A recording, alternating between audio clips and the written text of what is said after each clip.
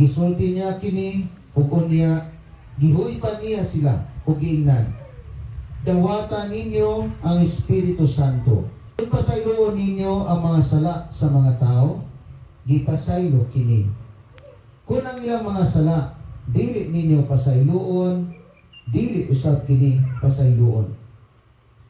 Si Tomas nga gingadlag kaluha, usa sa napulog duha ka tinud-an. Wala mahiuban kanila sa pag-anha ni Hesus.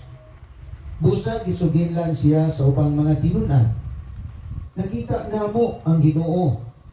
Si Tomas mingon kanila, gawas kung makita ko o ikatapion ang ako. Kinsa may gisya to? Kami mga pari, sigid lingkod sa kumpisalan. No?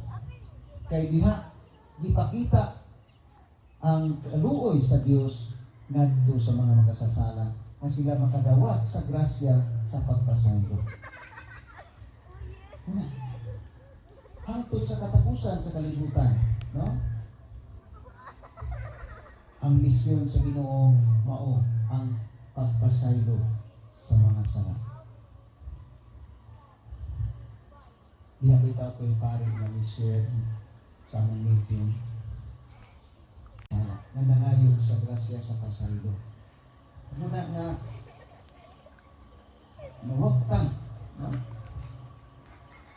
Ang iyang kasuko niya ito iyang kontra. Pari siya, kontra siya.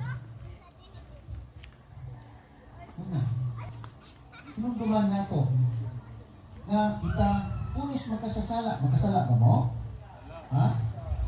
Mamakaksad mo? Ay baka kung day mo? Ang pari mamakak na, dili. Okay, correct. No? Oh, ang pari di na mamakak. Wag ni pari mamakak. Kadugog na mo pari mamakak. Wala. Wala eh.